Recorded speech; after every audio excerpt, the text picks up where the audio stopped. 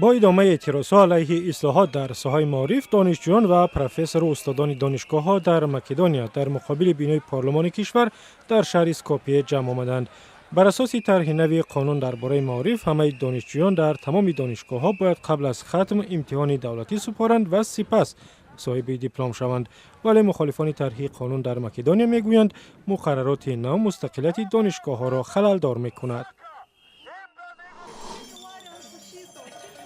نمایندگان جامعه شهروندی در جمهوری مولداوا نخستین جلسه پارلمان تازه انتخاب کشور را با زدن زنگوله و آرزوهای سال نو تبریک گفتند. فعالان جامعه شهروندی از وکیلان مردمی خواستند بر طبق قانون عمل کنند و وعده‌های داده‌شان به مردم را از یاد نبرند.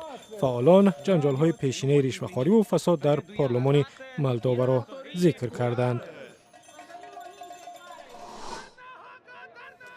در شهر پشاور پاکستان صدها نفر از کارمندان بیمارستان‌ها با برگزاری تظاهرات از حکومت خواستند مزد کار آنها را بپردازد.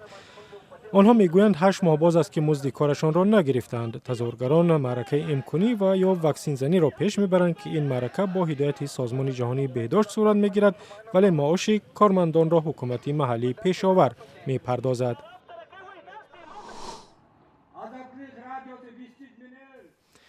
در شهر بیشکک پایتخت قرقیزستان، آندروش تاکتاناسیروف، یک حامی فعال حقوق انسان، در مقابل سفارت آذربایجان بر ضد سرکوب خبرنگاران در آن کشور اعتراض کرد. هفته گذشته مفتشان دادستانی آذربایجان دفتر رادیو آزادی در شهر باکو را بستند و کارمندان آن را برای بازپرسی و به حضور وکیل دفاع به دادستانی بردند. از این پیش در ماه دکبر خدیجه اسماعیل و همکاری رادیو آزادی را با یک اتهامی که دارای انگیزه‌های سیاسی دانسته می شود دستگیر کردند. آندروش تاکتاناسیروف از مقامات آذربایجان خواست خدیجه اسماعیل را آزاد کنند.